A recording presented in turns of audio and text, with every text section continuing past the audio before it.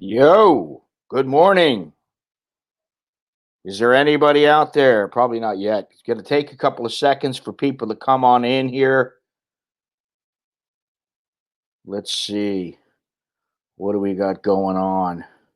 It's a Sunday morning. Yesterday was quite the rainy day. Today, what's today? Let's see. Today, will there be rain? It doesn't look like it. Looks like it'll be cloudy much of the day, and maybe rainy tonight and tomorrow. Anyway, it's good for good to see people coming in here. Let me just take another look here. Let's give it a few moments and let some people come in.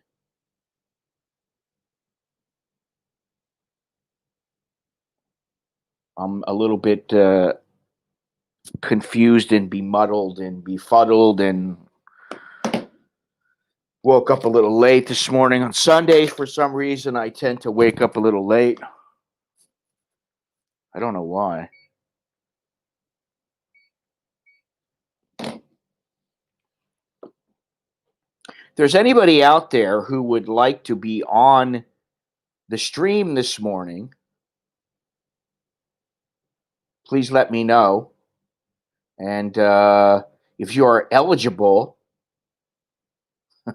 and eligible meaning I know who you are, then I would be more than happy to have you on.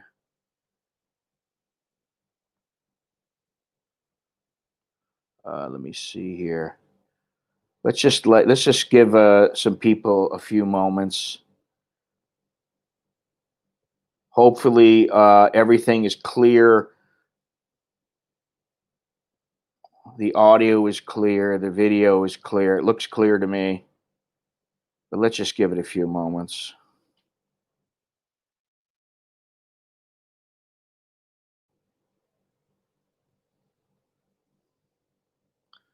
Oh, wow.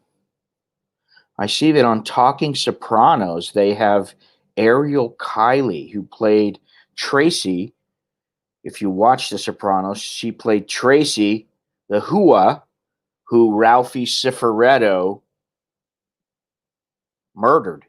You beat her to death. She was quite the character for a couple episodes. Anyway, I gotta wait for a few people to come in. I'm not gonna go on yet. I want to wait. Give it a few moments.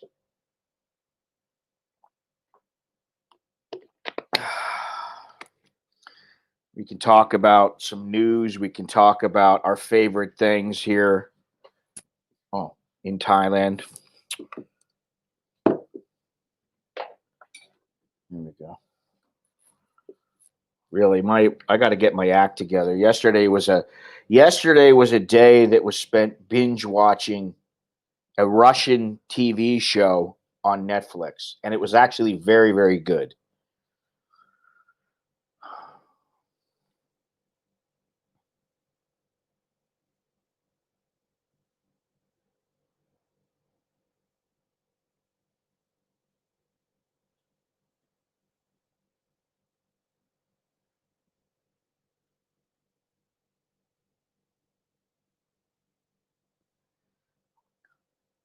First of all, yesterday was before I go into our today's topic, and while hopefully some people come in, uh, as I said in yesterday's stream, yesterday was the last day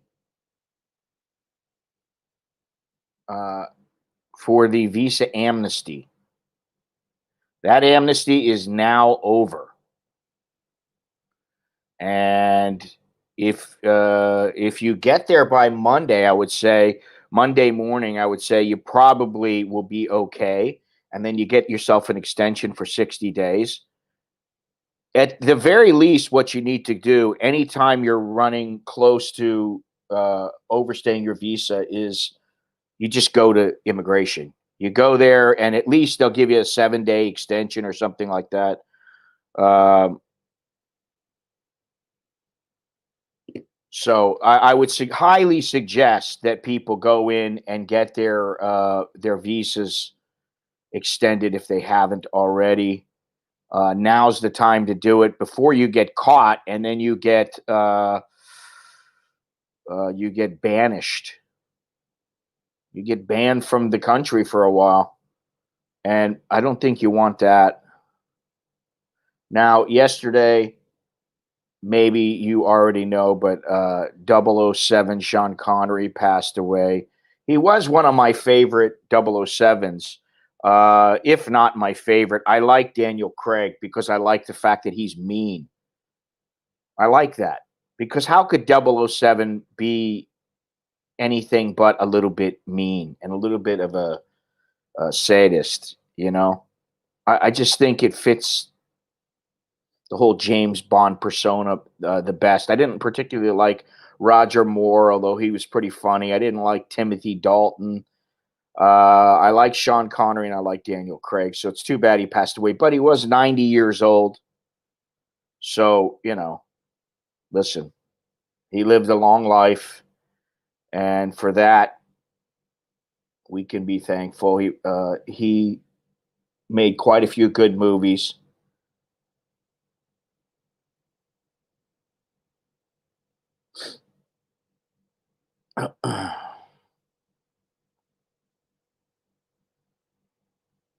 Let's see here.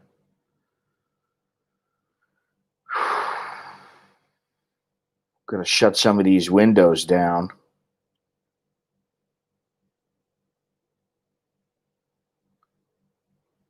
All right. Now, please feel free to comment. Even if you feel like maybe you don't have anything to say, guess what? Once you start talking, once you start getting into it, things come about, and you might just find that people find what you have to say interesting.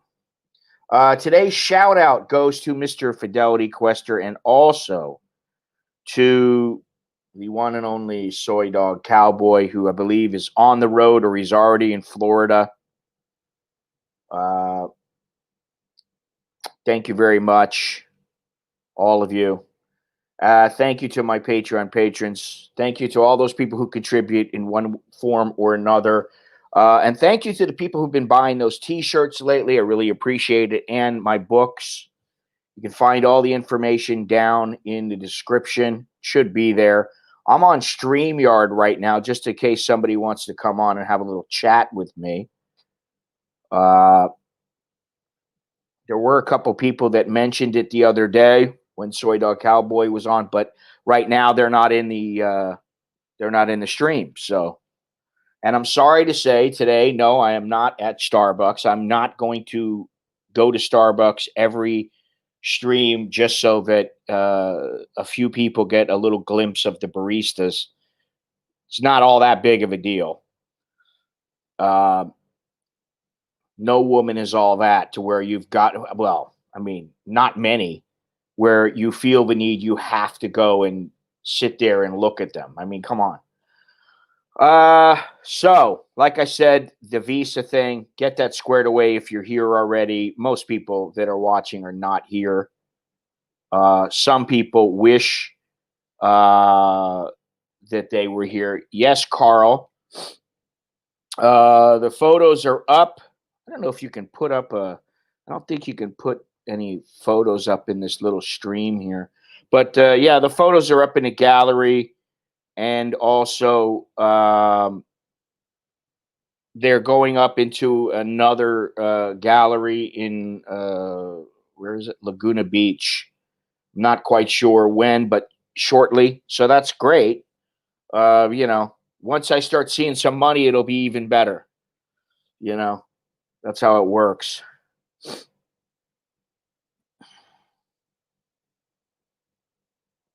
Are there any better coffee shops than Starbucks? I'm so done with them here. Brewing at home now. Well, there's a lot of other boutique coffee shops. I don't know where you are, if you're in Bangkok or where you are, but yeah, see, I don't really care about all that. I don't care about what's going on with the girls and all that. I really don't care. You know, I just don't care. They're no different than anybody else that goes back to their village. You know, well, you're in Canada. I mean, what here? I mean, it depends on where you are in Thailand. You know, there are a lot of great coffee shops here. All you have to do is look up boutique coffee shops in whatever city you're in. If you're in Bangkok, forget about it. There's all kinds of them. There's places right down the street from my house that most people don't even know about. I mean, I don't even remember their names um, because I just go there once in a while. But like Roots at the Commons in Bangkok is one that I frequent. Fairly often. Once every 4 to 6 months, I go there because it just it doesn't always make sense to go to a coffee shop, to take the time to go to a coffee shop that is, say, an hour away each direction, just to go to the coffee shop when you got a coffee shop right down the street. you know but there's a lot of coffee shops here. So uh now today we're going to talk about favorite things because I wanted to try to keep it a little more positive. However, you do need to keep in mind that there still are protests going on here. They're not as pronounced, but there are things going on, and there is some unrest here. So you need to be careful. And if you do come here, it pays to be very careful and not get involved in it. You don't need to do that. Now, one thing I wanted to talk about before uh, I get into the stream is this vendor. Let me see if I can get it. I had it up here in my phone. Yes. Okay. Yeah, this vendor who slapped a schoolgirl. I don't know if any of you saw this, but there was a vendor in, what was the name of the city? Nakhon Si Ayutthaya. Ayutthaya train station is where it happened. So Ayutthaya. Uh, a woman charged. Now listen to this though, because it gets even better. Um, there was a woman. I'm just gonna sum it up real quick. But a woman, an elderly woman. I don't know how old she was. Let me see here. This is a 15-year-old girl who got smacked. The woman, from what I saw, she looked in her 40s, maybe early 50s, something like that. The woman saw this girl sitting down at a train station when the Thai national anthem was being played. And basically, she walked over and smacked the girl for not standing up during the national anthem. This was a 15-year-old girl. Okay. Now she's charged with assault. Um, However, and this kind of irritates me. Thai royalists sent the woman 18,200 baht to help her fight the legal action. Now, I'm sorry, I don't get it, and I don't know. I'm anxious to see how this plays out. This lady's name, I guess, is Aunt. They call her Auntie Pooh. Auntie Pooh had good intentions but bad execution. By popular Now, the donation was mostly raised through Cheer Lung, a Facebook page that supports Prime Minister Prayut Chan-o-cha and opposes calls to reform the monarchy. By popular demand, since our followers want to donate to her, Cheer Lung posted on Wednesday with Pooh's bank account. Auntie Pooh had good intentions, but bad execution. So basically, this woman, she's due to appear in court on November 16th. So I'm going to keep that.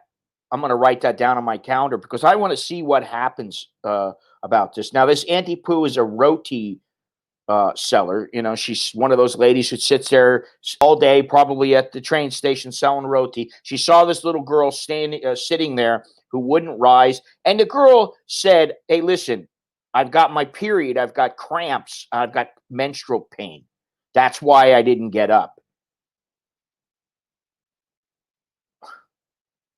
Auntie Pooh said she attacked the girl after she felt enraged to see her sitting through the national anthem.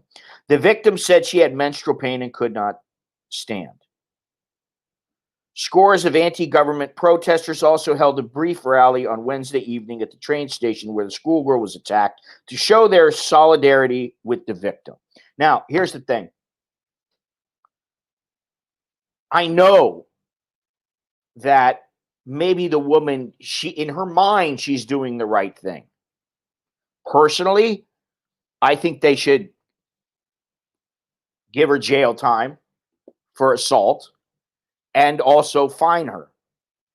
And you know what? Maybe that would teach people that they can't, just because they don't like what somebody else is doing, they can't walk over and smack a 15-year-old girl. If it was my 15-year-old kid, especially, you know, a woman and a young girl in the same position, I don't know what I would do to that woman. But this is the kind of thing I'm anxious to see what happens. Is she going to get, she's going to have to make a public apology, which she's already done apparently. She's going to have to make a public apology and pay a small fine, like 1,000 or 2,000 baht to the girl and her family, and then that's the end of it. Or what's going to happen? No jail time, suspended sentence. I'm anxious to see what happens about this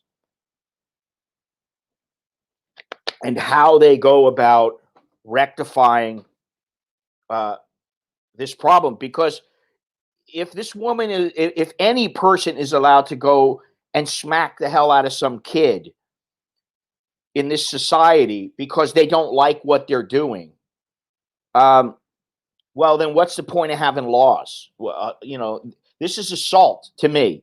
That's how I view it. And I really thought about talking about this before because it happened a week or so ago. And it really bothers me to see that some young girl is sitting there, and just because she didn't stand up for the national anthem, some woman feels like she has the right to go over and smack her. No, you don't have the right to smack her. In fact, if like the girl's boyfriend was standing by and being a Thai, they're probably like, "Oh my God, what happened?" They're not thinking, "Hey, you hit my girlfriend. I'm going to knock you out, lady." That's generally not how they think. But to me, this is very important to see what happens in this case. Um, so anyway, I'll be keeping an eye on it, and I will let you guys know exactly what happens. Let's see. Sean Connery, already talked about him. Talked about the girl. Now, I just did see this before we get into it again. I got, like I said, there's a couple of things to talk about. Foreigners who test positive for COVID won't be able to use the public health system. Now, I've got a couple of buddies who are on the public health system here, and they love it.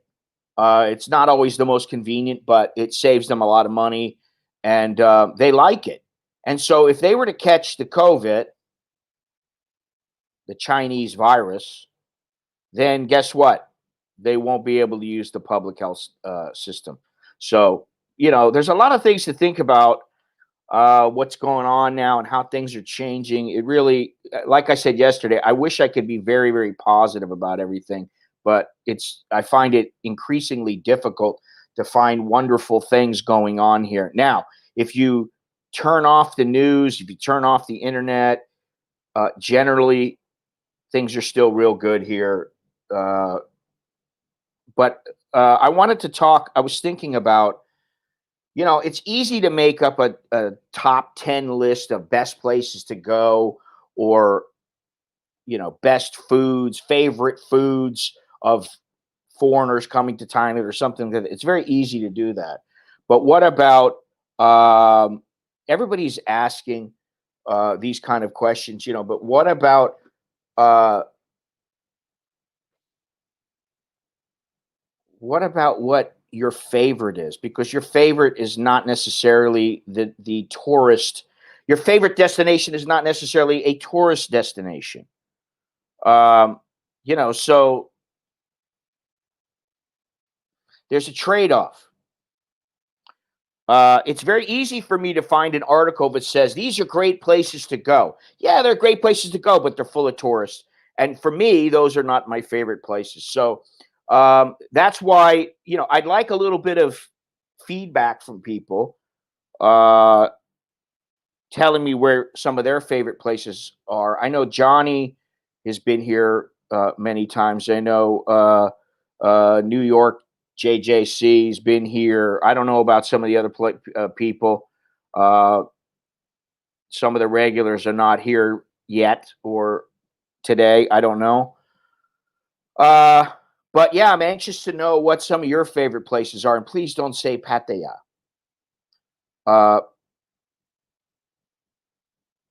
because yeah, okay, Pattaya is good to me. Pattaya is good, in my opinion. It's not one of my favorite places because it's a tourist trap. And I'm not talking about right this minute during the COVID. I'm talking pre-COVID, pre-lockdown, pre-virus.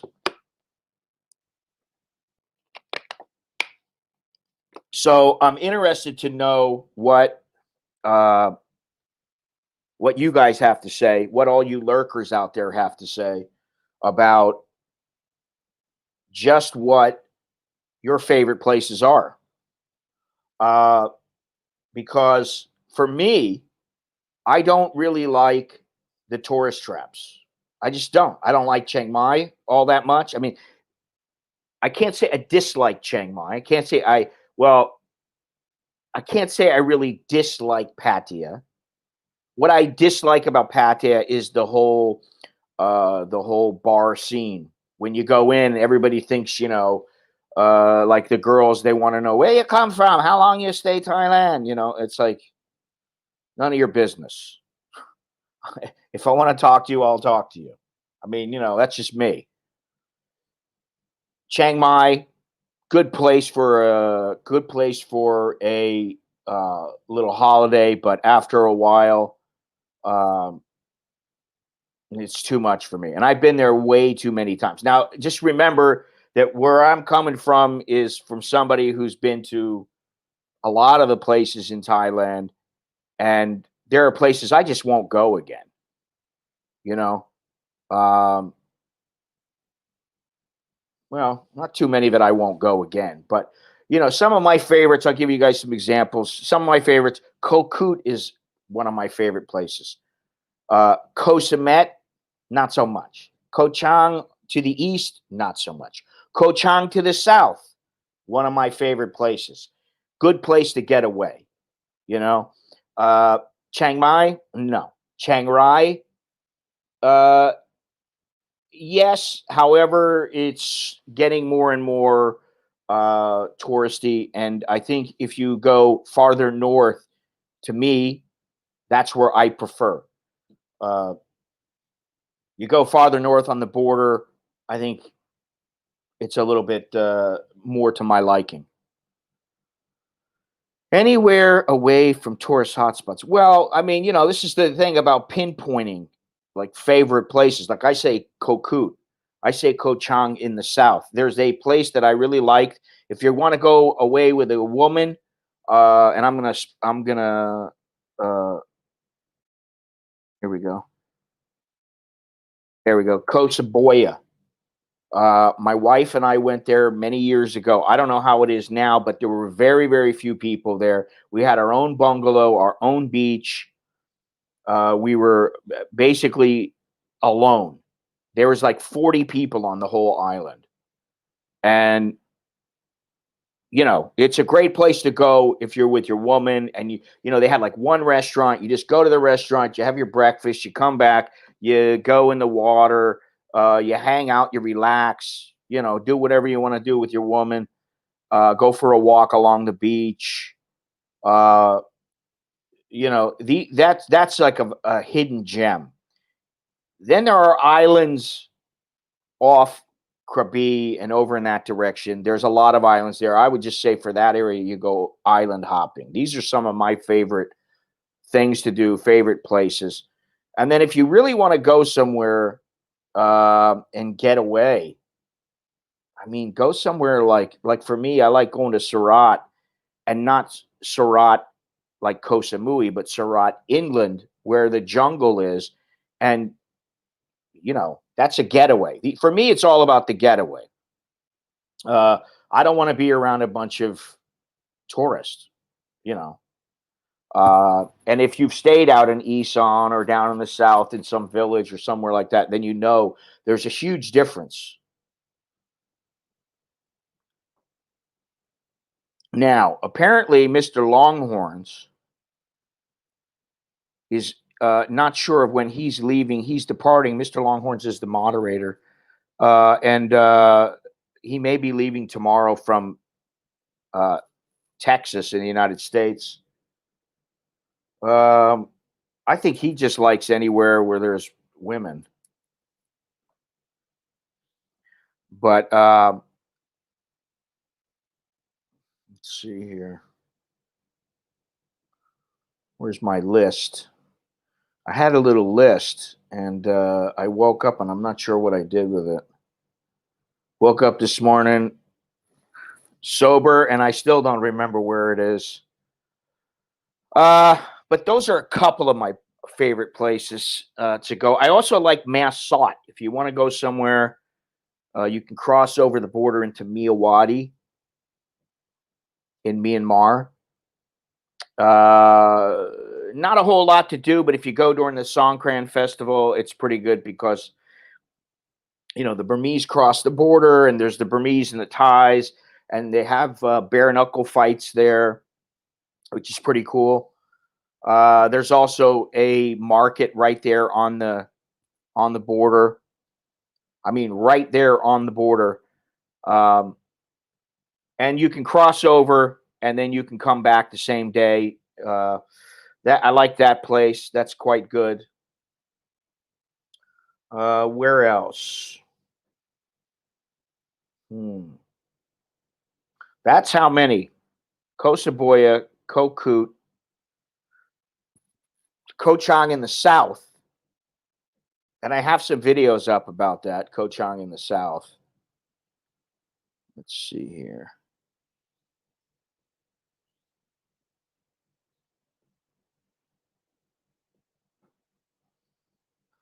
Let me read some of these messages here.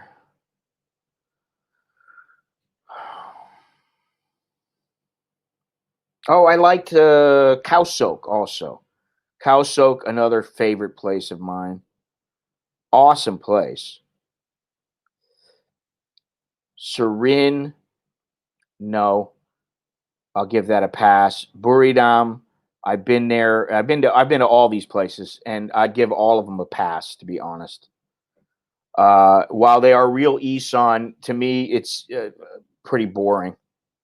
I mean, if you want to go there and party with your friends and you got your girlfriend's family and those kind of things, fine. But to me, that's the Elephant Festival, all that kind of stuff. For me, I've been there. I've done that too many times to count. It's a Thai tourism trap. It's part of the culture, but they've turned it into something completely different. The journey from Tak to Mae Sot is stunning. I really like Mae Sot a lot. I really like it. Let's see here. Different villages, exotic temples made of beer bottles. All that doesn't do anything for me. I mean, like when I say Khao Sok, that's my speed.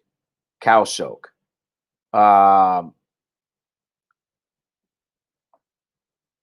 When I say Koh Chang, that's my speed. Koh Koot, my speed. I like that. These are the places where you can still get a little bit of the amenities that you want, or you can just be in a little hut. Festivals with tons of people and all that kind of thing. That's just not for me. I just don't like it. I've done all of it. I've been to all these things, at least once or twice, if not 10 times. Used to go up there for cheap cigarettes. Yeah, it used to be that place used to be the Wild West, so to speak. It's not as much anymore. But there's still all kinds of stuff going up on the border there, and usually in border towns, that's where you tend to have some of the problems. Not problems, but I have to think before I speak. That's where they have things like smuggling, wildlife trade. They have all kinds of stuff like that. Um, and it used to be more like that in what's the name of it? Nong Khai. Not it. It doesn't seem like that anymore to me. Um, yeah, huge market on the border. Um,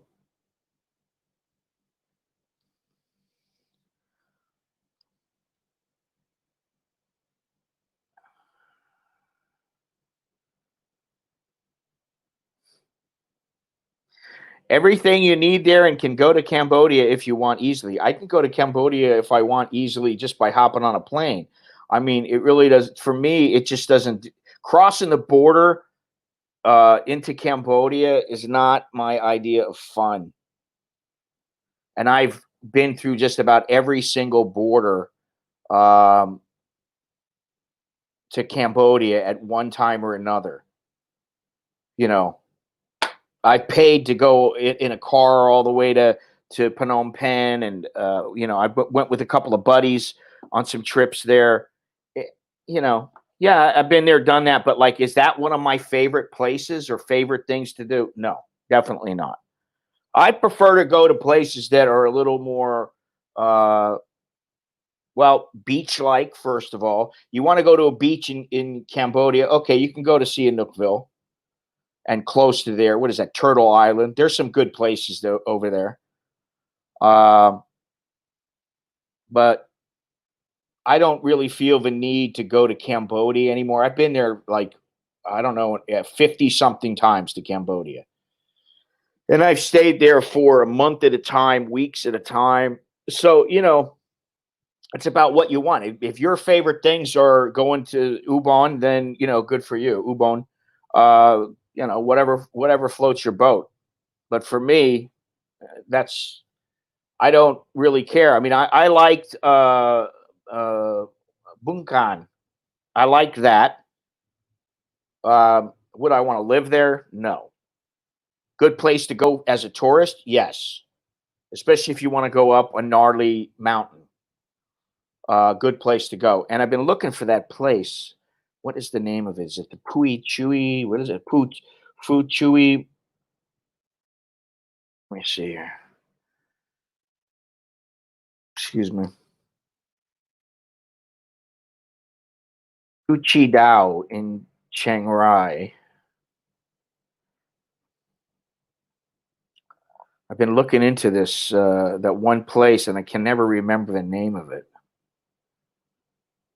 This place I have not gone before. Now that's not that's is that the one that was the number 2 place, I believe. My favorite is traveling from town to town on the VIP buses and staying each place. Yeah, that's always fun. I don't want to live in Isan. Seriously, I'd rather live in the South. I'd rather live in the South any day before living in Isan. In the South, I don't have some girl coming to me all the time going, you have Thai wife? No problem. You see my daughter? I lived in Udon Thani for a year, and that's what I got every day. I'd ride around on a motorcycle. I'd go do what I had to do. I just go ride around to see the sights. And if I stopped at a little market or something like that, it was almost without fail. There would be some older woman going, "Oh, you look, my daughter, oh," something like that, and it'd be like, "Oh, oh, oh, maybe you'll marry with her." I get sick of that shit. Now, maybe now would be different because I'm much older, but I prefer the South. I like the jungle, not the rice fields. I like the rubber trees as opposed to rice fields. And Suratani, I mean, it's great that we have a little house down there. Uh, and I feel very comfortable there. I feel like people look out for me there, which I really don't need them to look out for me, but I feel like that's how the people uh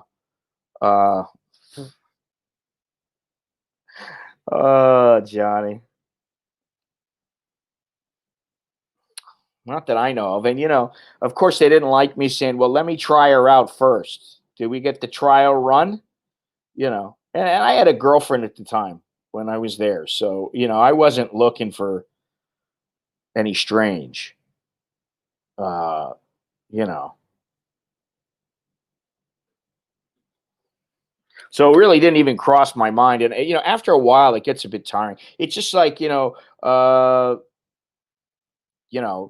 walking down walking street and you hear some girl go, "Oh, come on, I go with you." No, no, I don't want to go with you. You know.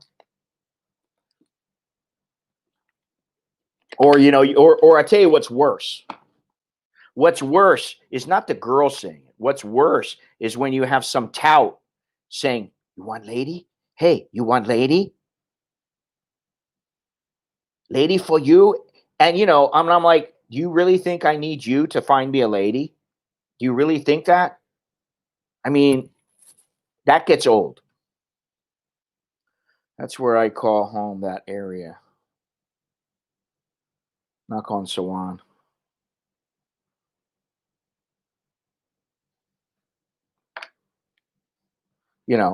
Listen, if you've been here for a while or you've been coming here for many years, you know what you don't want. I'll tell you that right now. You learn. I don't want this. I don't want to be around it. I don't care about it. Uh,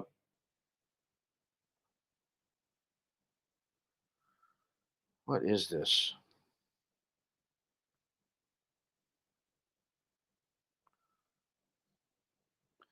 I can't read.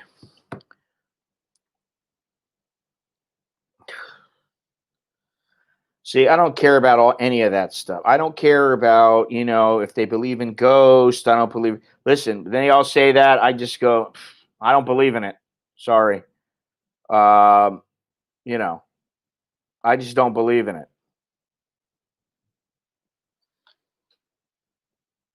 My wife is not like that, fortunately, but once in a great while she'll go, "You're not scared of the ghost?" And I'm like, "No, I'm not." You know, it's like, what do they do after that? Ah, you need to be scared.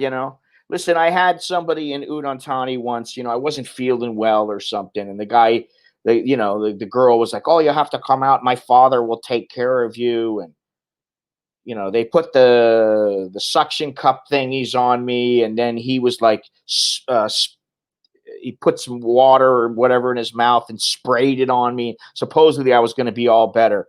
I didn't feel better for another week, so it didn't work. And I was like, I just was like, "Okay, go ahead." But, I am a non-believer. I don't believe in any of that because to me it's all a bunch of hooey. It's a bunch of hooey. you know. And if you try to tell them that and you get vehement, you get passionate about, "Listen, I don't believe," then they're like, "Oh, no, no, no, no, no." They shake their head or they're like, "What's wrong with you?" And there's nothing wrong with me. I don't believe in ghosts. I don't believe in God. I don't believe in, any of these things. Show me. Once I see, the ghost before me and I see him talking to me and going, "Hey man, here's the deal. I'm real. You need to become a believer," or whatever. Once I see the signs, then maybe I'll be a believer. But until then, forget about it. It's not going to happen. All right, I need to shut some of these windows down. Hang on a second.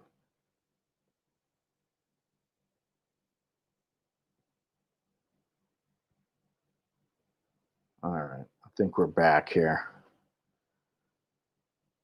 I have no faith.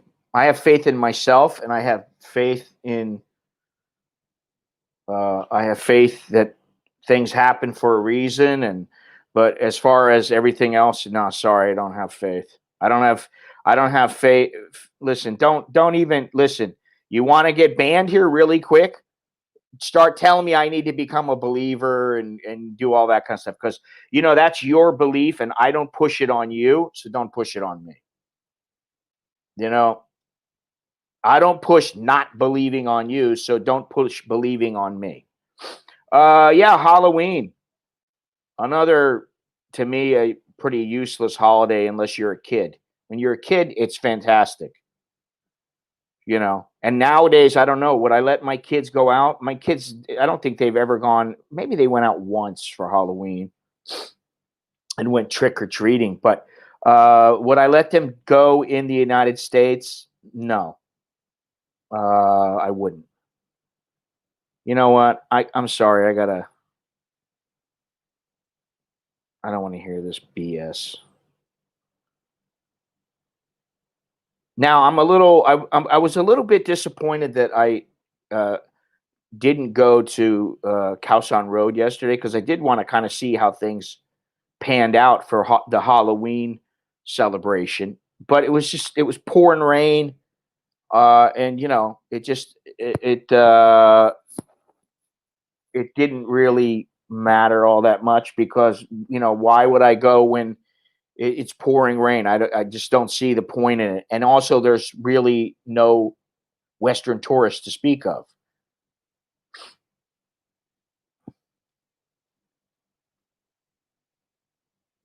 I'm not a religious person per se, but isn't life itself a reason to believe there is some kind of higher force beyond our understanding? Perhaps,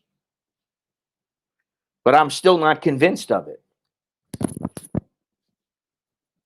I'm not 100% convinced. Do I believe that there may be some force that is beyond our comprehension? Possibly. Do I believe it's a white guy with a little beard wearing a white frock and, no, I don't believe that, you know?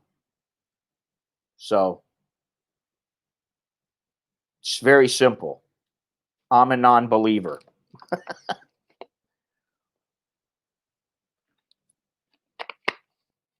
One day, maybe I'll find out, you know? Maybe one day I'll find out, and it'll be like, well, I was wrong. Dude was like, you should have been a believer. I told you to believe. But, if he's such a kind hearted uh, deity, then what I believe, whether I believe or not, really doesn't matter, because he'll forgive me. Yes, I'm an infidel. Exactly.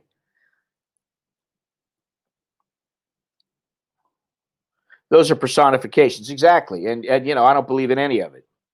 Now, do I believe in Casper the Friendly Ghost? No, he's a cartoon. Do I believe in ghosts? No, in my 58 years, I've never seen anything that gives me reason to believe there are ghosts. So, and please don't tell me then why are there Ghostbusters, that kind of thing? Because all these shows and all that, it's all a bunch of horse shit to me. It's hooey. It's a bunch of hooey. Simple as that. I don't know how we got on this subject. These are a few of my favorite things. Now what I'm going to do is I'll make, I could make another, we could change the topic and make it about, what do you believe in? I mean, just look at the hypocrisy of it all. Okay. I believe what the bargers tell me. Well, barger lives matter. And speaking of which, I've got a shirt that says so. So it must be true. Yeah. Oh, that shirt actually is one of the best selling shirts on my site. Unbelievable. Yeah, come on. I mean, listen, My kid likes watching all kinds of thriller, movies, which I don't have a problem with thrillers. I do have a problem when he starts watching these supernatural type movies. It's too easy. Little Johnny was picked on all his life, and when he grew up, his superpowers came about, and he went back to everybody who vilified him when he was young and who bullied him when he was young, and he went back and killed them all. It's like, yeah, okay, sure. No, what would be more real, in my opinion, is so and so got bullied when he was a kid. He never forgot, and then he went back and he killed them all. Had nothing to do with the supernatural. He didn't have any superpowers. He didn't have anything that, he burned their house down by breathing on them or putting his hands out or anything like that. Makes for good movies, and that's about it. I'm a Believer by the Monkees. Yes, I am too. I'm a believer. I like the Monkees. I'm a believer in the Monkees that their song is good and that the Monkees had some pretty good songs. Um,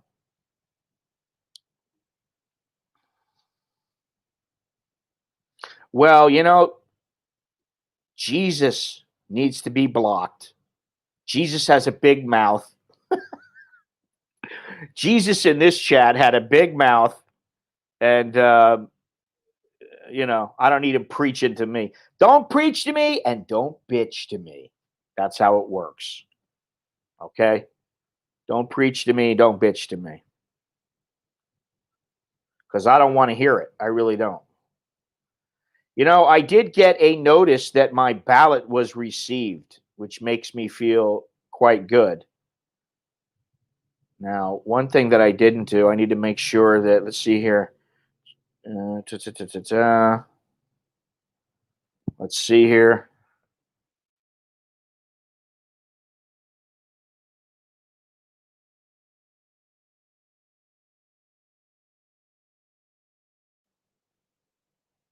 What happens?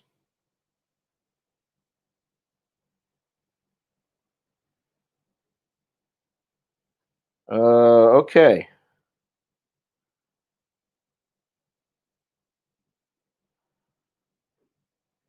Yes, you voted. Okay, good. Good, good, good. All right, so that's taken care of. That is the big thing ahead is the at least for many people in the world, they're looking to see what happens uh, in the U.S. election, presidential election. So uh, I'm glad I did my part. Most of my buddies have done their part. If you're here in uh, you're living abroad and you're a foreigner, you are an American. You can vote by mail, or you can vote. Thank you very much, Dowlow. You are the first of the day. Good luck for you. You're actually the first of the month because this is a new stream for the month. It is now November 1st, 2 days until the election. Well, listen, when I was 18 years old, I dropped a purple microdot. And I remember watching a Tarzan movie, and the little guys that were on the movie kept coming out and jumping on the walls and jumping all over the place. And I was like, what the hell, man? Where'd all these guys come from? But anyway, get back into the whole voting. Yeah, you can vote by mail here. You can go to the embassy. You can go to where was the place that my buddy went? What the hell was it? Let me see if I can find out here. God, I've talked to this guy so much, it's probably way, way back there. I don't know. There's some place, I forget the name of it. It's some place where You can vote, but it's for many other things too. I don't remember the name of it. Because I don't go there. He's gone there a couple times, and you can have lunch at this place or whatever. But anyway, you can vote that way. You can vote. You can get your ballot. You can actually fax your ballot in, which I know a couple people who have done that.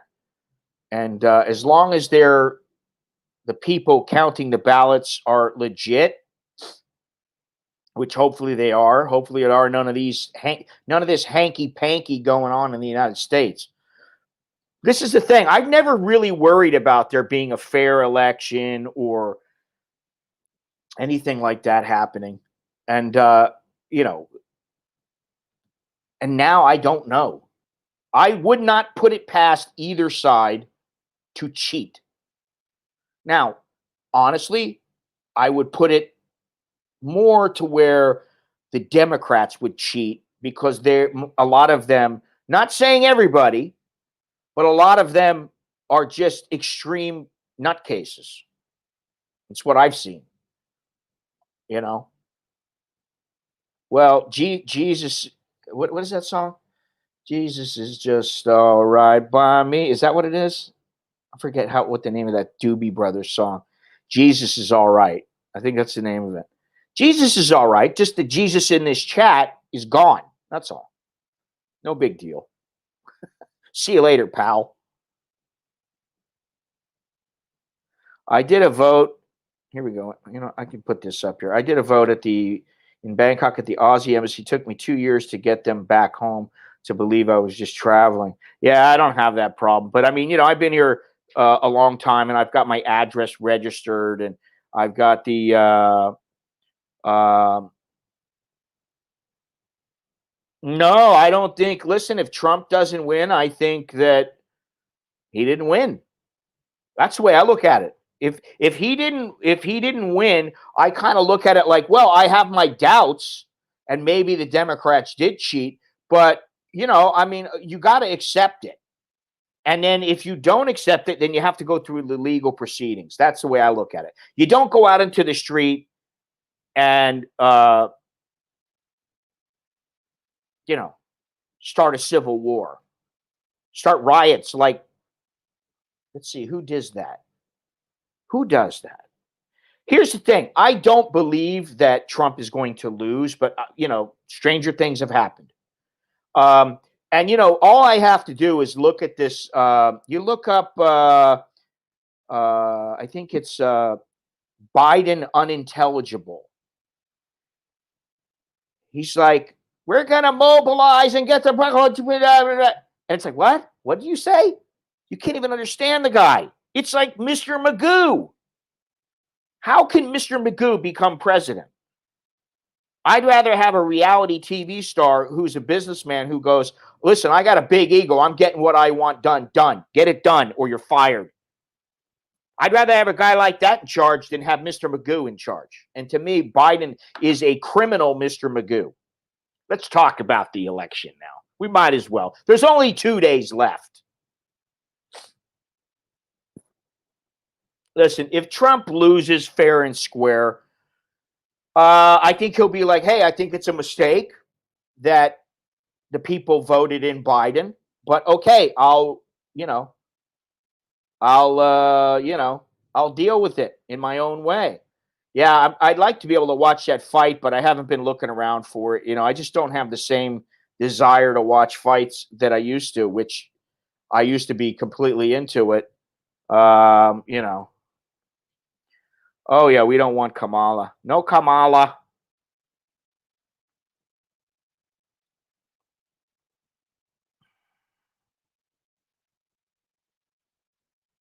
Kamala's gonna get caught in the White House with some younger guy.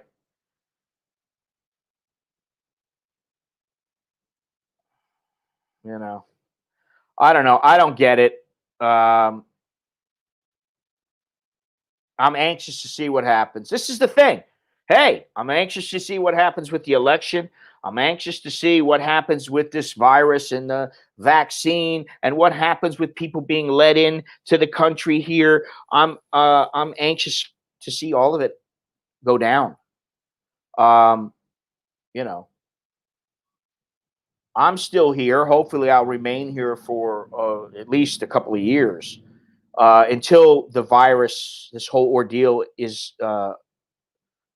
done. Now, I don't know if that's ever going to happen. Who knows? I just talking about having to wear the wristband. That's not one of my favorite things. I can tell you that.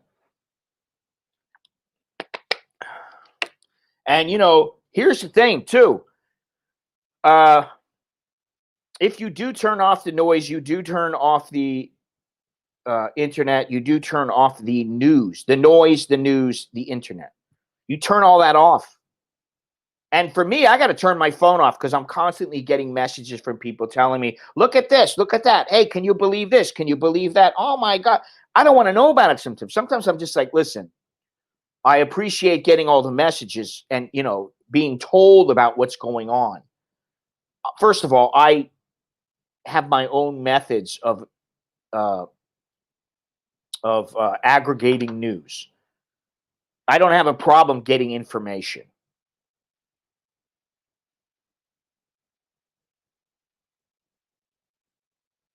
Listen, Joe's been planning for 47 years. For 47 years, he's been planning. He hasn't done shit. Listen, I plan things all the time. I plan 10 things and 2 of them get done. Biden plans 10 things, none of them get done. And what about the fact that his son is under investigation? What happens if, one of my fears is that he does get elected and they find out that Biden was in on everything. The DOJ says, yeah, he's in on everything. Well, guess what? You can't do anything. I don't want to continue to wear a mask, and I don't want a continued economic shutdown. Both of those things are not one of my favorite things here. They're not my favorite things. I hate wearing a mask, and I've got, where's it at here? How many I got right here? Just on my table, which, I've been cleaning up, trying to clean things up and throw things out. Look at this. 1, 2, 3, 4. Got 4 masks sitting right next to me. I don't plan that way. You don't get disappointed. Well, I am planning a little journey somewhere just to get the hell out of Dodge, just so that, so that I can get out of Dodge. I've been planning it, and I'm just need to figure out which. Basically, I need to decide, which is always difficult for me. I need to make the decision, and indecision is equally harmful as, or more harmful than making the wrong decision. Yeah, we need this, we need that, we need this, we need that. Listen, all I know is I don't like the way things are now. That's oversimplifying everything, but yeah, we need a vaccine. But guess what? I really don't believe there's going to be a vaccine anytime soon. And, I can hate on the Chinese government as much as I want. It doesn't solve a thing. So, at this point, I've come to the conclusion that every time I go out, it's a risk. Every time I go and travel here in Thailand, it's a risk. Because I can tell you there's a lot of people not wearing masks. They've become complacent. And just because people are not being found to have the virus here, guess what?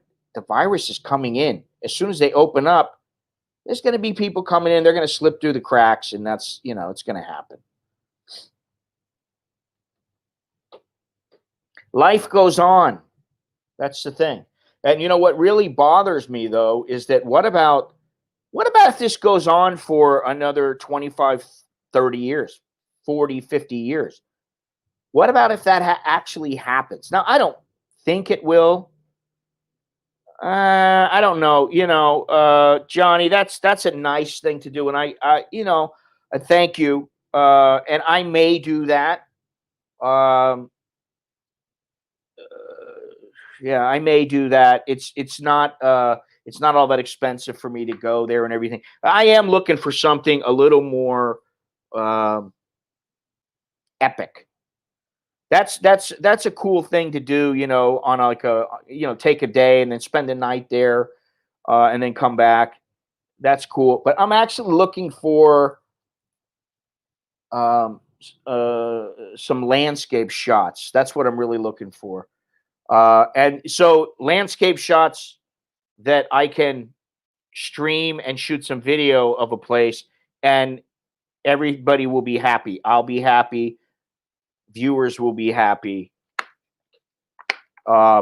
People at a gallery might be happy. All I need is one or two really good shots, and that's so I can take a little trip. And I'm looking at going to a place that there are multiple places to shoot,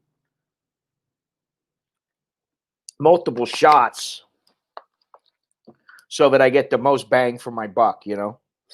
But I'll figure it out. I mean, I always do. It's just a matter of time. Um, you know,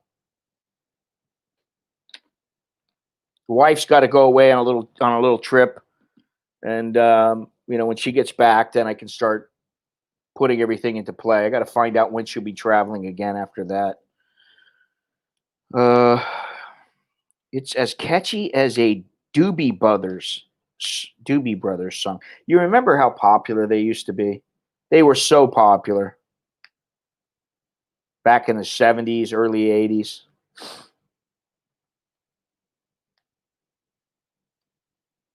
"720 Steps." I don't know if you guys remember. I don't know. Is it up? Is it up? I don't know if I still have it up or not. I'll have to look. But I went to the temple, the Pre Vihir,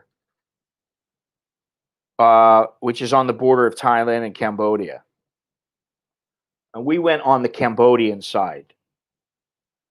And how many steps is that? Let me see here. 2,442 steps. That was a nice little journey. Very cool place, the Pre Vihir. If you ever get a chance to go, I highly recommend it. You can go on the Thai side. Now, Thailand and the Cambodians have been fighting over this temple for many, many years. It is a what happened here? Yeah, where is it? UNESCO. It's a UNESCO World Heritage Site. But you can get there. It's 525 meters high. It's definitely not that high.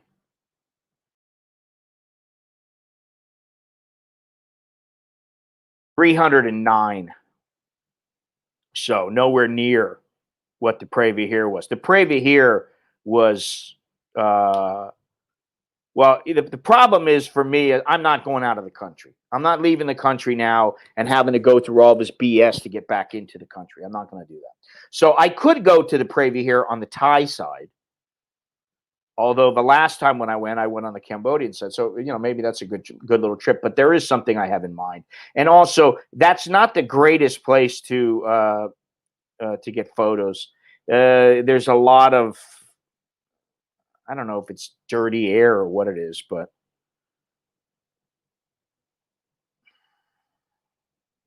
I just remember it being quite, I don't know if it was pollution or what it was. All right, let me see here. Pre Vihir is perched on a hilltop with a commanding view of its surroundings.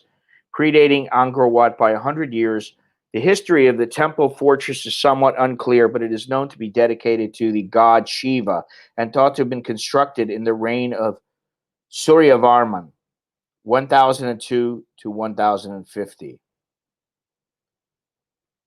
Let me see here. Yeah, here it is here. Though easily accessible from present-day Thailand and for some years occupied by that country, the temple was nonetheless claimed by Cambodia on the basis of a map prepared during French colonial times. In 1959, Cambodia brought the dispute to the International Court of Justice, which in 1962 ruled that because Thailand had for years accepted this map, Cambodia had sovereignty over Preah Vihear. Soon afterwards, Cambodia was plunged into civil war. The temple remained open to the public from Thailand, although unreachable from Cambodia until 1975 when it was occupied by the Khmer Rouge. It reopened on the Thai side in 1998, and in 2003, Cambodia completed the construction of a long-awaited access road allowing Cambodians to visit the temple. In 2008, after a contentious nomination process, the temple was listed as a UNESCO World Heritage Site. A lot of history there, beautiful place. It's the kind of place that you can walk around there for hours, and it's just fantastic. Very, very nice. But the steps, they are very steep, and it will tax you a little bit. Unless you're young and you're, like one of these 120-pound guys or whatever. Yeah, stay safe. Preah Vihear is the subject of a long-running territorial dispute between Thailand and Cambodia, and several soldiers on both sides were killed in clashes in 2008, 2009, and 2011. Both sides are trying to work out a diplomatic solution. Landmines remain a real danger in the area. Now, when I went there, uh, I walked down and there were some Cambodian soldiers. And, I said a few words of Cambodian to them, of Khmer or whatever, Cambodian. And, oh, hey. So we started trying to communicate. And then I said to them, oh, you're looking at the Thai side. Can I look? And so they let me look. And I was looking through their high-powered binoculars. And uh, uh, I could see the Thais sitting there looking at me, which was pretty cool. Carlos, what's happening? I didn't say Isan was boring. I said going to Isan and hanging out in some of those places can be boring. I went to Cambodia to go to the Preah Vihear, not Isan. So there's a little bit of a difference. But that's a World Heritage Site. And really, there were almost no Western tourists there. There was maybe 4 or 5 in the whole place. And it's a huge complex. How you doing, Carlos? How's life? Long time no see.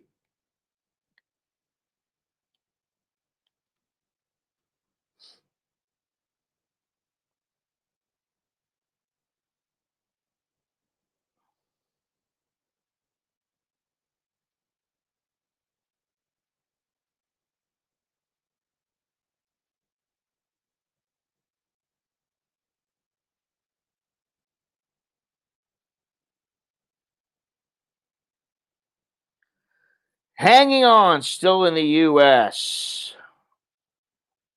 Well, I don't know where you're going to go right now. I mean, it's a little difficult. Travel is a little difficult. And, if I was in the U.S., I would travel to Costa Rica, Ecuador. There's a few places I would go. Um, but, I wouldn't be so gung ho on traveling right now. I certainly wouldn't be gung ho to travel to Thailand right now. Although I guess if you did manage to get here, which there are 2 guys that have managed to come here that I know that are in the stream every once in a while, Dre and Tom. Once you manage to get here, everything's great if you're going to stay here. But, if you're going to go and come back, forget about it. It's not worth it, Or if you're just a tourist, to me, you can look at it 2 different ways. You can look at it like this place is empty, and so for tourists, it's a great time to come. Um, or you can look at it like, is it really worth coming all the way over here when there are other places to see? It's not like Thailand is the only place in the world and they're making people jump through hoops. That's the way most Westerners that I've spoken to, that's what they think. It's a tedious, drawn out process. And then when you get here, now they're talking about, hey, you got to wear the wristband, which of course you're going to have to pay for. I don't know how much. I believe that's what they said, though, that the foreigner has to pay. And the first thing my wife said was, yeah, they're looking to make money. They want to make money off it. They want to get money from you any way they can. And it's like, what they ought to be doing is trying to get the people to come back and feel welcome to come back in a safe place and not have to shell out money at every turn. That's my opinion. That's my view on it. But what do I know? I'm just a guy here, and watching the world go round.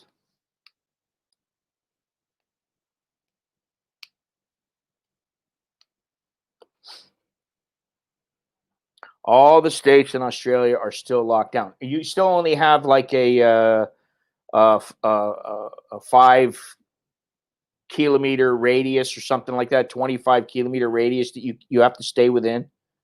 And you see that Boris Johnson locked things down in the UK there. It's like I said the other day, excuse me, you lock things down and then you go, oh, guess what? If you do anything and we catch you, if you open up and we catch you, you're going to be fined. You can't work. And we're not giving you any money.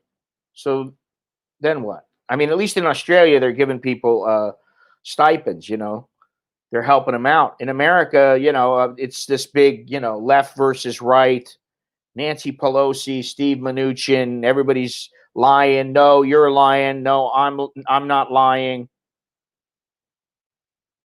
The restrictions in Melbourne on travel opens up on the 8th. Okay, well, that's good. The only thing that worries me is seeing the new wave in Europe. That's a bit concerning. Yeah, we talked about Sean Connery, Gennaro. I'd say he's my second favorite James Bond behind Daniel Craig. Although I do like Sean Connery a lot, it's very, very close. I just like Daniel Craig because he tends to be. I like it because he's mean, and I think that's what I think. No agent like 007 would be Mr. Nice Guy. Not that Sean Connery was. But some of them were just, I didn't believe it.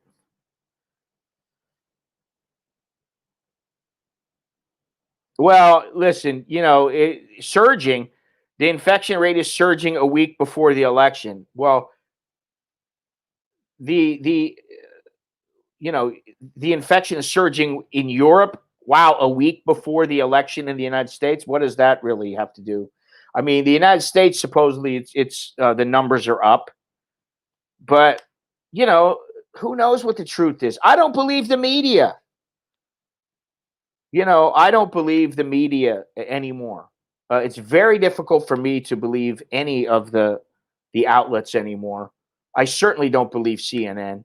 I mean, they've got a bunch of hucksters working for them. I mean, listen, I'm not going to say anything about the guy jerking off and getting caught. That guy's an idiot. Okay. I mean, Lisa, come on, man. Can't you wait until your Zoom stream is over? Or, I mean, I don't know. We're not going to go there. But the rest of the whole CNN team there, it's like, come on, really? And then you got Twitter. They are effectively a media outlet, and they are censoring and controlling what's going on.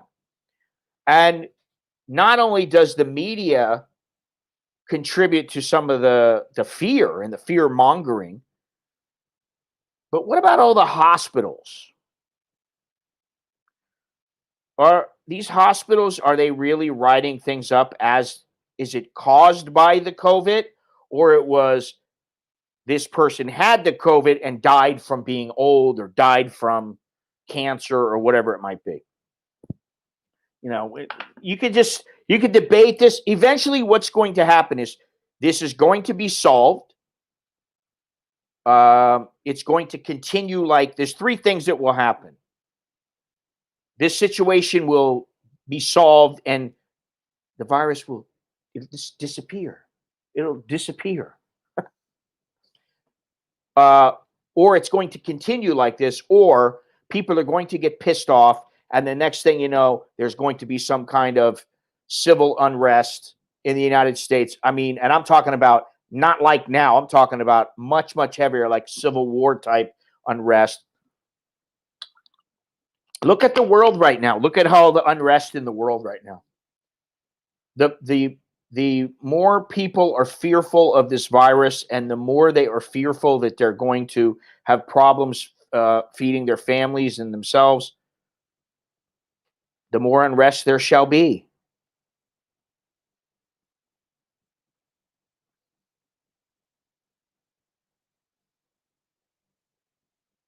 Well, I think if we look at the statistics and the percentages, uh, you know,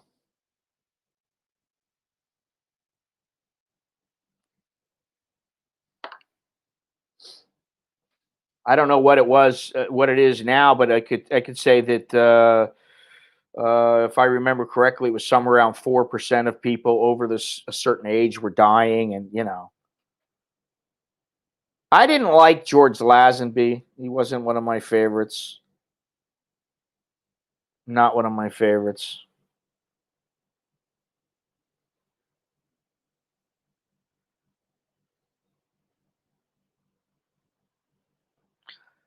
I don't know if it's a political tool. I know everybody thinks that this is this big conspiracy, but if it's a conspiracy, then why is it worldwide?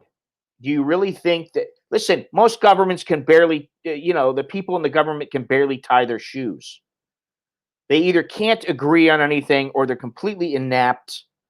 So to say that, like, the Chinese government, this is such a big uh, plot of theirs for everything to go on that's going on right now. I think they created it with the intent to create havoc, but they had no idea what it would do. And I think in the United States, um, the media is definitely slanted against Trump, and they'll use anything they can to slam him. And when I hear Nancy Pelosi saying, "Oh, we've got to crush the virus. We've got it. You know what? If Biden's in power, everything will be different." No, it won't. People are still going to die.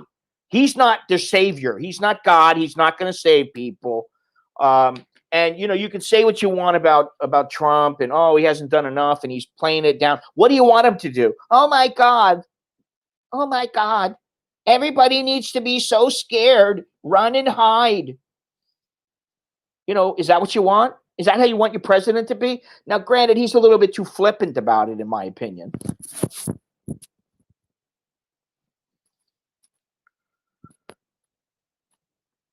But, he is what he is. It is what it is.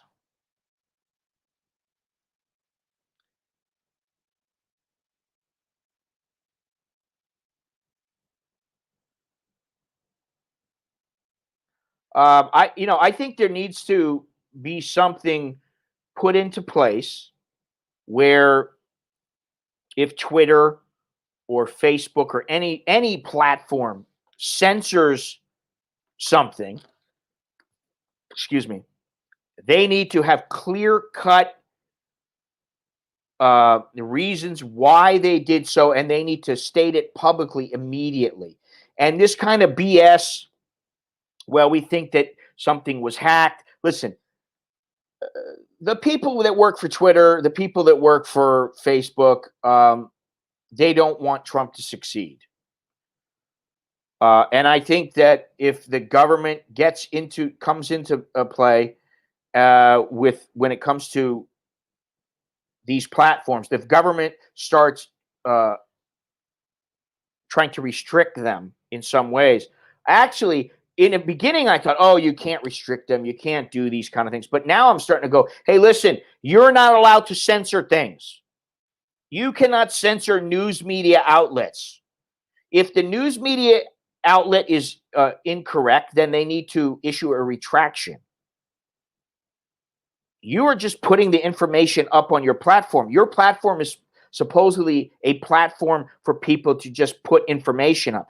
You don't determine if that information is correct or not. Now, I'm not saying that they should allow somebody, like ISIS to post videos of people being murdered. That's obviously that's a crime against humanity. When it comes to Nancy Pelosi, please, she is one of my least favorite people. I have learned to dislike that woman so much, and I don't even want to think about her clam. But she blames everything on the president. She blames everything on the Republicans, and she's full of shit. Really, I believe she is totally full of shit. This has been a scam, a game from the beginning. They're about politics, not about the people. Her mouth gives me ideas. Oof. Oh, Johnny.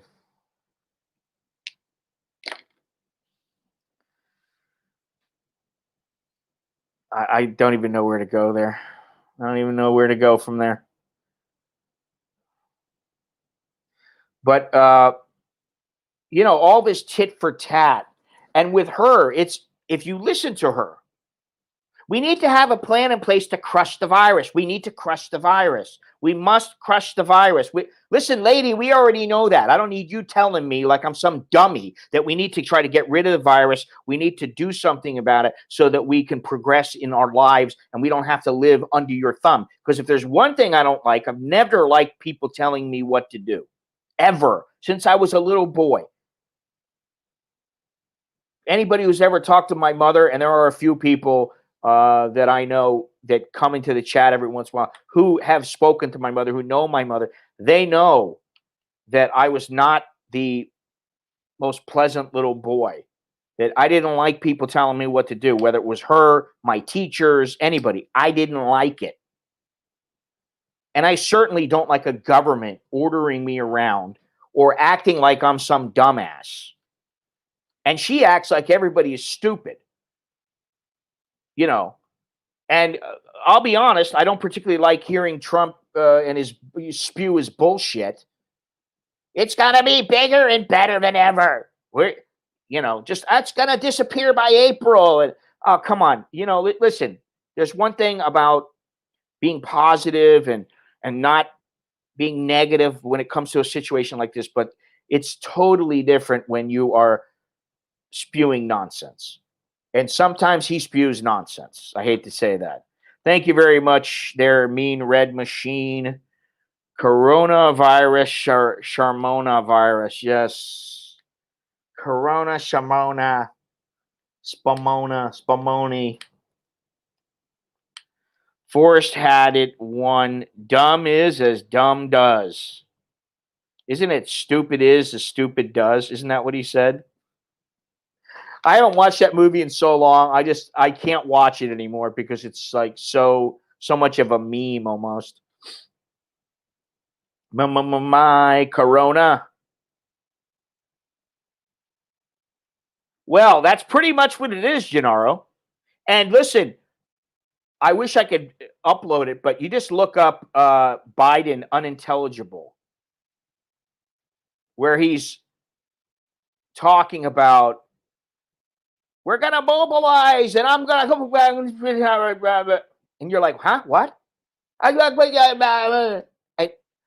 everybody's like going, what the hell is this guy saying?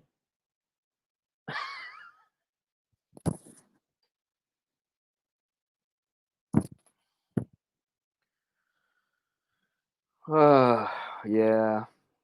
What a world we live in. It's wonderful being young and naive, somewhat dumb, not knowing, not knowing the realities of the world. Uh, hey, you want this shirt? Pick it up right down below in the chat, or you might see the little windows. There's a bunch of windows for those in North America. Down in the description, there's a link. If the little windows are not showing up, you just click on that. Boom, it takes you to my Teespring site, which I've got t-shirts. This comes in multiple colors. I'm going to revise that whole shop pretty soon. And I think there's some mugs, and I'm not sure what else. I haven't looked at it in a little while. I just look at did anything sell. Gonna be sick. You know, I feel that way every day, Carlos. Seriously, listen. When Jono and I talk, we we tell each other we wanna be positive, but that son of a bitch. This guy never stops. That one, oh, they're full of shit. The next thing you know, we're in a full-on bitch session. The same with my buddy Scott. We're the same way, Listen, I watched Brokeback Mountain not really knowing what to expect. And then when I saw the guy spit on his fingers, and I just went, ugh. I'll never watch that again. I've been ruined for life by seeing that. I'm sorry, if that's what acting is about, I'm damn glad I'm not an actor. Whew. Hey, Scott, we've got a great movie for you. It's a great part. It's about a gay cowboy, and you're the catcher.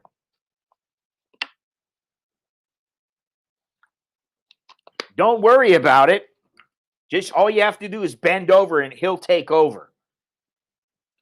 Let Rover take over. By the way, we're going to pay you a couple $1,000,000. Nah, sorry, I think I'll pass.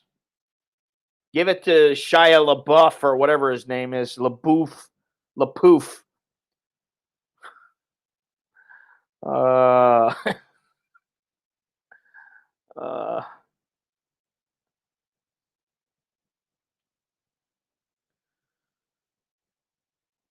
Carlos, I got to tell you that I got some of those. I think I told you this the last time. I got some of those brown sugar, McCormick's brown sugar. What do they call it? I forget what like sauce or something like that. And I made up some pork chops for the boys. They loved them. Anytime you put a rub on meat, oh God, you put a rub on the meat. Like in Brokeback Mountain, you put a little rub on the meat. Boy, that one came together nicely, didn't it? I don't know if they were acting. Maybe they think, hey, this is the school of realism here. Like in acting, you can play it like you're real. We're doing it for real. Brown sugar bourbon, that's the one. Yes, indeed. Quite good.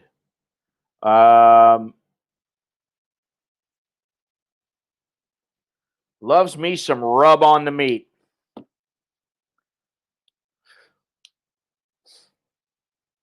Anyway, where are we at here? We're at 1 hour and 30. Man, time flies when you're just shooting the shit,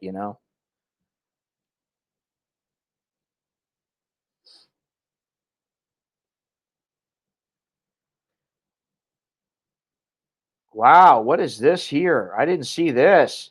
Nearly 5,000 Thai Airways staff to deplane in voluntary resignations.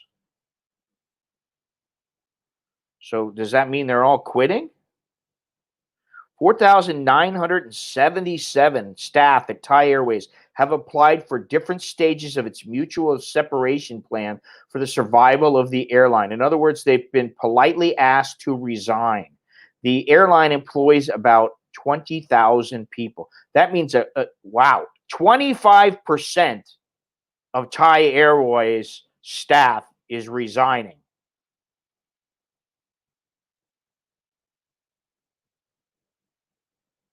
I don't understand how it is that they don't make money. I really still to this day don't understand how it is that they have the prices that they have. I don't know if they're paying their employees too much money or what the deal is. Um, it says here the airline management invited early retirement applications from October 19th to 28th. During the period, 1,918 employees applied to retire on December 1st. 2,699 employees wanted to leave with 20% salary payment for 6 months from November to April and would later apply for early retirement, and 360 employees applied for both choices. The applicants contributed to the survival of the airlines. I don't understand how they don't have not had this much fun since I fell off my motorbike. He rubbed it with garlic, cilantro, and white pepper. Oh, God.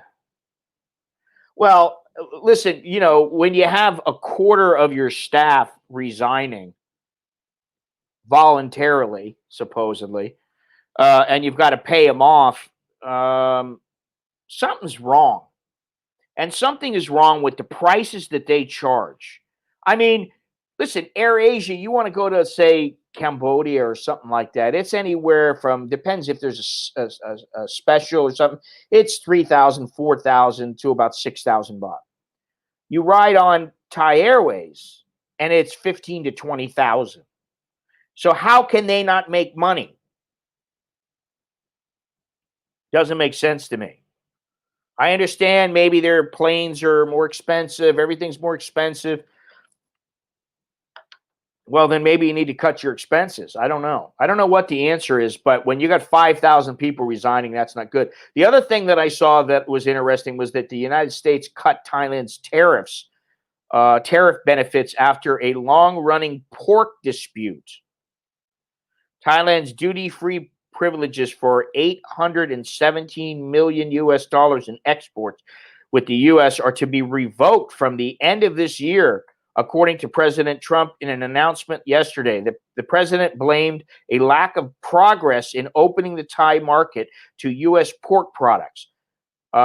Trump's letter announcing the action follows more than 2 years of threats and negotiations with Thai officials over issues ranging from access to Thailand's markets for U.S. goods and the documented inadequate labor rights in the Southeast Asian nation.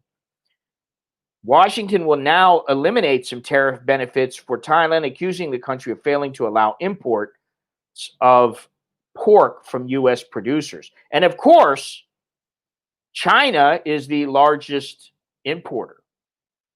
I'm not sure what this is. This says 34,000. I don't know if that's tons or what the deal is. But the United States is quite a bit less. Pork dispute.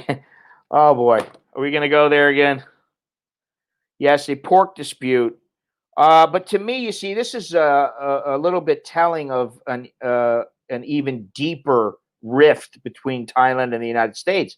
And that rift basically is that Thailand is starting to lean more and more towards China, dealing with China with whatever, and less with the United States. So, and they've been hesitant, I think, to really choose a side.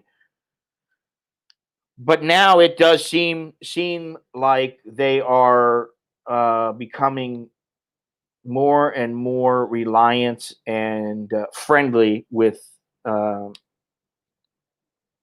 China. Now, that's my biggest fear. For me, my biggest fear here is that Thailand will start to become exactly like China.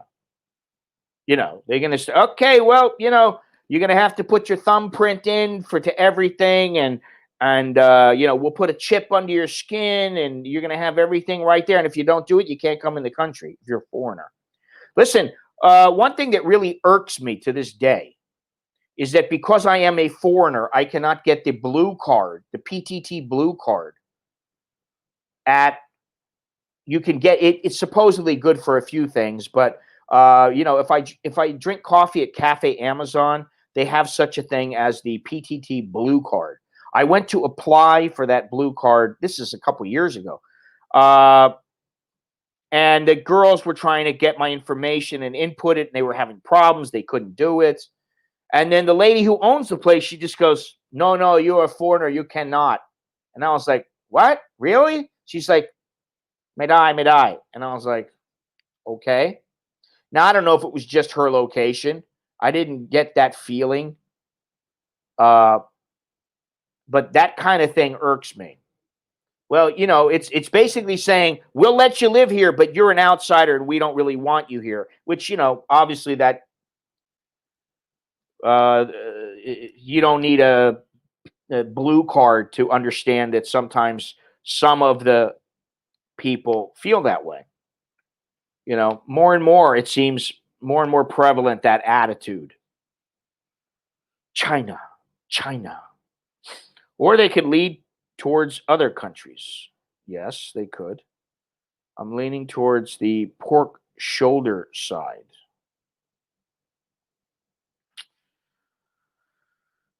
Oh, God.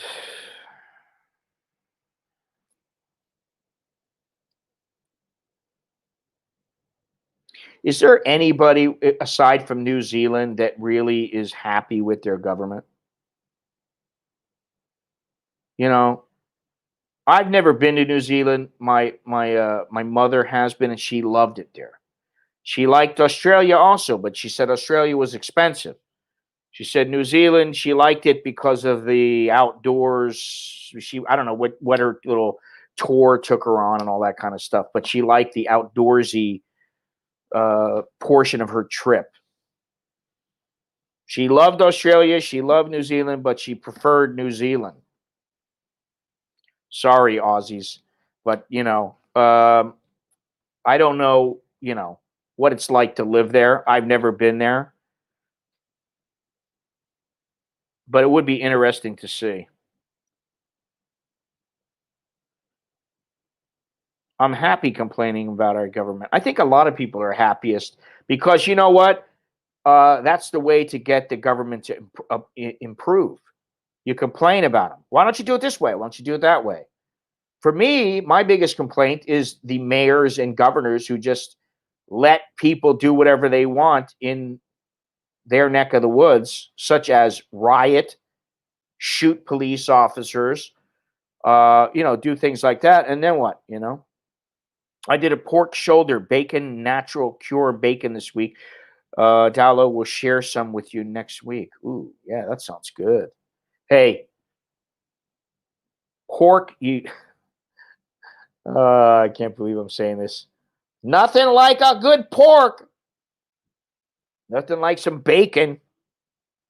Little pork belly. Ooh. Thai pork belly when you have it, and it's really good. It's crispy and gooey. It's so good. Shoulder, belly, whatever. Doesn't matter. Pork is heaven. I tell you what, I'm a little bit irritated because we had 2 links of this pork that my wife's friend gave her. We had some. There was about 6 links, big links of pork. And what I did was I got the pork and sliced it all up, ground it all up a little bit. It was a sausage, but I just basically smushed it. Put it in a pan with some olive oil, right?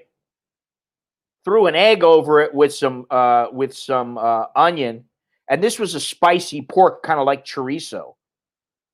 And then it basically made an egg like souffle with the sausage in it. Man, it was the best. It was so good. And then we had 2 links left. And so this morning when I woke up, I went, where's that pork at? I want to have a little something before I stream. Oh, we ate it last night. I'm like, what? Yesterday, Nicholas went to some big event at Suan Siam, which is a big water park here in Bangkok. Apparently, all the schools, I mean, like thousands of kids from all over. I don't know how good this is that he did that now that I think about it, but they all were wearing masks, and he's pretty good about wearing his mask. He's always got that thing on. Um, but, normally it's like 900 baht a person, 200 baht. So they had something like, I don't know how many kids went there. But anyway, so he went, did his thing, got back around 10 o'clock at night. He's hungry. So, the wife cooks him up. She had a link. He had a link. Now there's no more sausage left for me. This is how it works here. I have to make sure that if I get something and it's specifically for me, I have to tell everybody, don't touch this. Like I had some mackerel the other day. I was like, this mackerel is mine. Please don't touch it. It remained mine until I wolfed it down. Anyway, is this a yoke? You yoking me? Yes. Well, this is a Sunday stream. I don't, we want to talk about favorite things. I like Thai food. That's one of my favorite things here. Thai food. What's your favorite Thai food? I'm still going to stick with the old standby. Pad Thai, Pad Siu, Pad Ki Mao. I like those. All very, very good noodle dishes. I like Quitio. I like Kanom Jeep. I like Kanom Chin. Anybody like Kanom Chin here? Curious to know of course, I like the pork belly. Johnny, I got to be honest. I used to love five-star chicken, but lately it seems like their chicken has not been as good as it used to be. Seriously, I mean, and I'm a very I love chicken. I love rotisserie chicken. Uh, Yum dang kua come to pak pak a pow pat kapow moo pak a pow pak a pow. You could say it in English.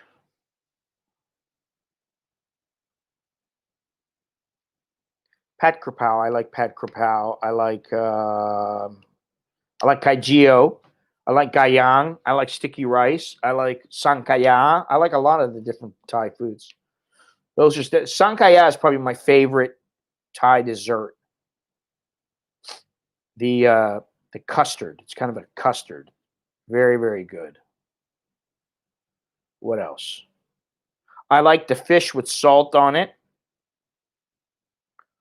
They have a big fish. It's like a tilapia, and they salt it, and then they put it over a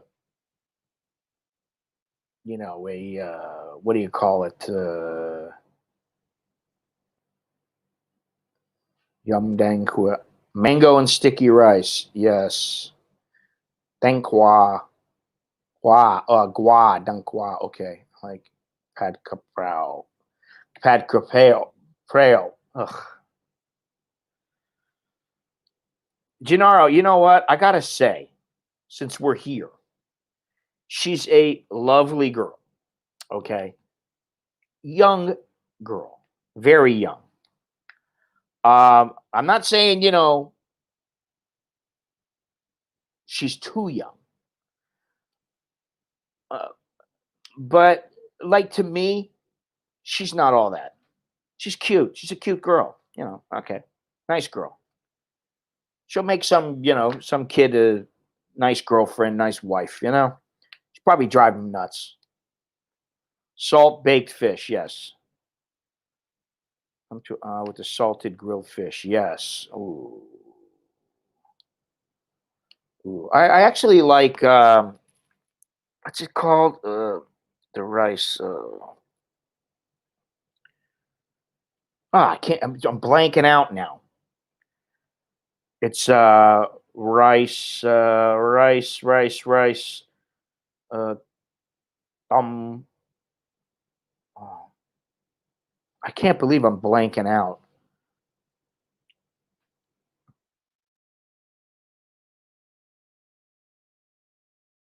on this one.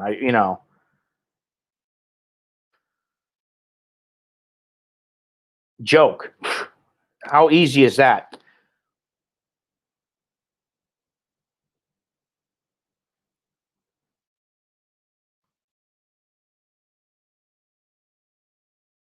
What do they call that? Joke. What's some fried nuggets? Oh, choke chai. The best joke shops on choke chai 4. I just happened to find this. This is a 3-year-old post. What do they call that?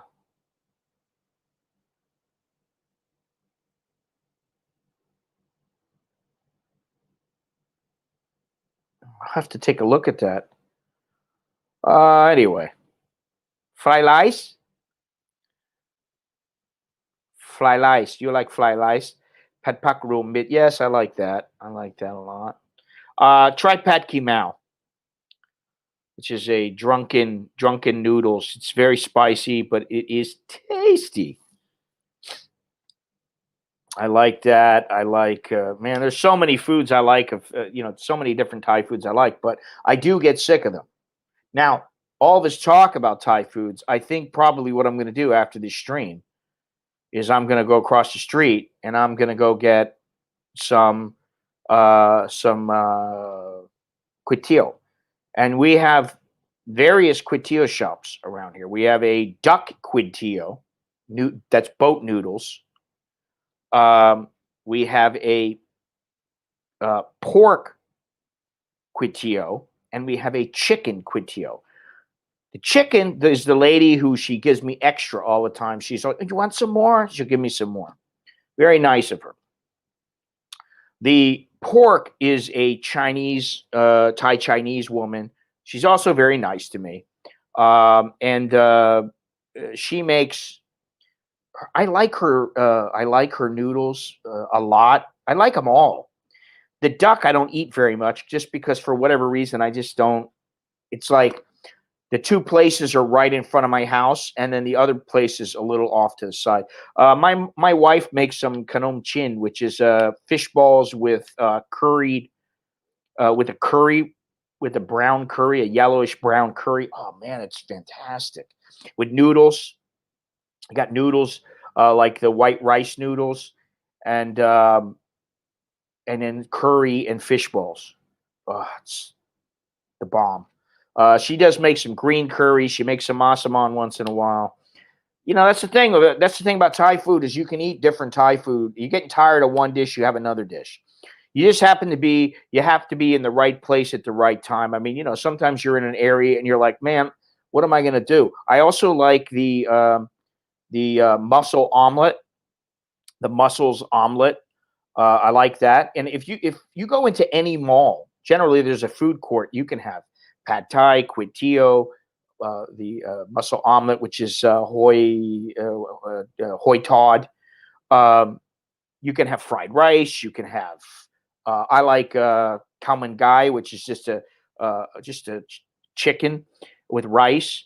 You can have pretty much whatever you want. If I order duck, I always get caught with the bill. Okay, Jono. Jono's always looking for the joke in a situation. He's trying to set everything up so that he can get to the punchline. Mussel omelet, very, very good. Hoi Todd. I've got 2 videos up, or I got 1 video, 1 stream up. I was just at it's called Nai Mong Hoi Todd. That's the name of the restaurant. It's over by, where is it? Over by Chinatown, and it was rated as one of the best restaurants in Bangkok. And remember, I don't know if you guys remember, but I did go to, what was the name of that restaurant over there by Democracy Monument? I went to Khao San Road, then I walked down the street and went to this little place, and a great, fantastic place. You know, some of these places they're charging top dollar for their food. I still haven't gone to that J-Fi restaurant, which is it's an omelet, crab omelet. And I think that their omelets are somewhere around 800 baht, 1,000 baht, something like that. But, you know, it's rated as one of the best places in all of Thailand, best street food in Thailand. It's fantastic. I went to a restaurant a long time ago. What was the name of it? Dijit Pochana. That was many, many years ago, but they have several locations. Always very good. So there you got it. Favorite type of Thai woman? Anybody? You got favorites? We're talking about favorites here. Favorite destinations, favorite foods, favorite women. You like them light, dark, reddish, brown, yellowish? What's your favorite? Feisty, passive? No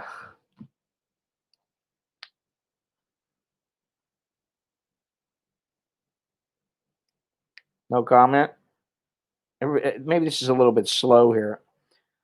I don't know. I'm on the StreamYard right now. I thought, well, maybe somebody would want to call in. I didn't set anything up ahead of time. I'm going to stream probably on Wednesday because that will be Tuesday night in the United States. And you know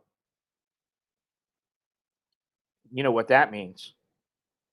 That means we should have an idea of how the election is going. Baristas. Oh, I was going to say, how about breathing? Breathing. Dark with a big butt. I guess it depends on how big. Some people like the big ones, really big ones, you know. I'm not one of those, you know. Stunned and dragged in. Baristas, yes. Why did that not surprise me? Baristas. Um,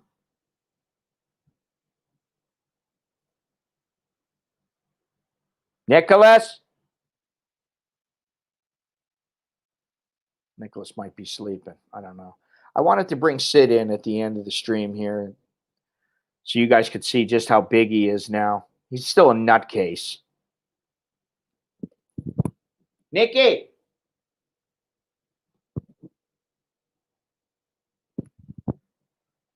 Well, maybe next time. Yeah, Sid is growing up. He's getting bigger, just like the boys. And he's still a nutcase. He's just a complete nutcase, this cat. You know, to the point where I have to tell my wife, get him away from me. Get that thing away from me. Anyway, we are right about at 2 hours. I think this course has run its stream. The stream has run its course. I always do that. So I appreciate everybody joining me. I'm ready to go out and have some quidtio, some pork quidtio with the little crunchy. What are they called? What are they called? Patongo. The fried dough. Just what I need. Bunch of fried dough. Dude, the Bronx. I mean, it's unbelievable. Huh? The Bronx? You mean the Bronx, the chicks in the Bronx are unbelievable? Is that what you mean? Oh, I'm going to enjoy it. Believe me. Maybe I'll put a little photo up in the community on YouTube. I'll put a little photo up of what I get, but I'm going to have those crunchy little doodads and I'm going to have yeah, it's going to be nice. Oh, the big butts. I'm sure, you know, Jenny from the Bronx, you know, they got all the girls want to be like her. You know, they think they're the next J Lo. So, you know, or Kim Kardashian, they all got to have the big booties. I don't know. I just don't get it. I don't like the massive butts. To me, all I can think of is the massive dump coming out of them. I mean, that's the way that I think. So, sorry to say that, but that's the visual I get. You know, the Badonka Donk, Badonka Bronx. I did like that song by what's his name, Trace Atkins, the Badonka Donk. I think that's the name of the song. I did like that. I admit it. Little country. Anyway, thank you very much for joining me. If you have not already, uh,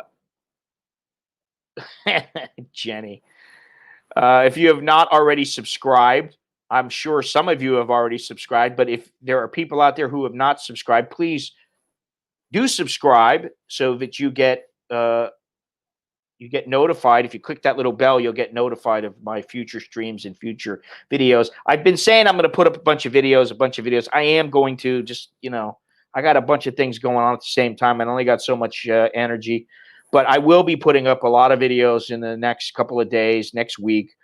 But definitely subscribe, click thumbs up, leave a comment, share. What else? Hey, pick up a t-shirt from the shop. Everything's down in the description. Simple as that. So thank you very much for joining me. And I guess that's all we got. So until next time, I'm Scott. I'm an American in Bangkok, figuring out where I want to go so I can be Scott, an American somewhere else. But until next time, choke D, jerken mai, all that good stuff. Arrivederci, ciao, adios, and see you guys later.